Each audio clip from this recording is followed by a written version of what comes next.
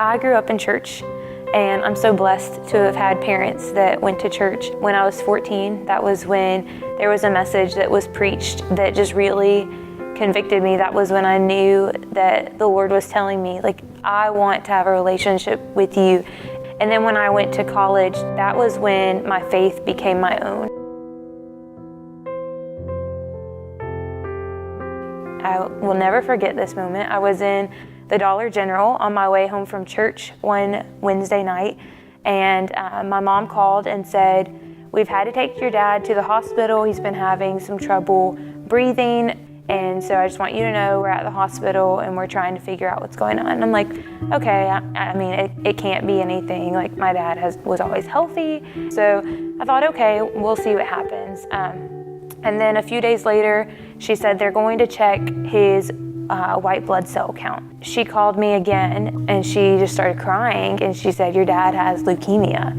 And I remember just dropping the phone. Like, why would God do this? Why is this happening to our family? We've done the right things. I'm at a Christian school. I'm involved in a church. My family goes to church. Why is this happening? And it's that question that everyone asks: why do bad things happen to good people? Or why do bad things happen at all if God is good? And for a long time, I didn't know the answer. And so that summer, my dad started chemo treatments, and he stayed in the hospital for several months, and then he came home and he was in remission. And the next summer, the leukemia came back. And then on September 10th, 3 months later, my dad died from leukemia. We knew that the Lord was ready for him to be home. Well, there was a time where I was mad at God. I didn't know, like, why does this have to happen? Why do we have to go through this? And my dad and I had a really good relationship. And so watching him be sick, someone that was 6'2", like, he was a big guy, he was strong. So watching him be sick was hard. There were days where I didn't want anything to do with God. But at the end of the day, we always have to go back to knowing that God never leaves us and that He loves us so unconditionally and so perfectly that we couldn't do anything that would separate His love from us.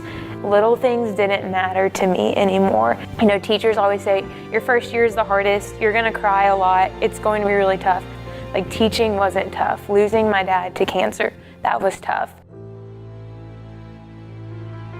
He had to bring our family through that so that we would be thankful for the time that we had, and so that we could help people that had similar experiences.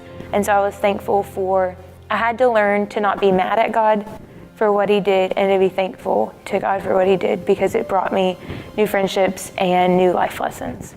I never thought that I could say, "Thank you for taking my dad," but now I can, because I've seen how I can use my story to help other people through their life.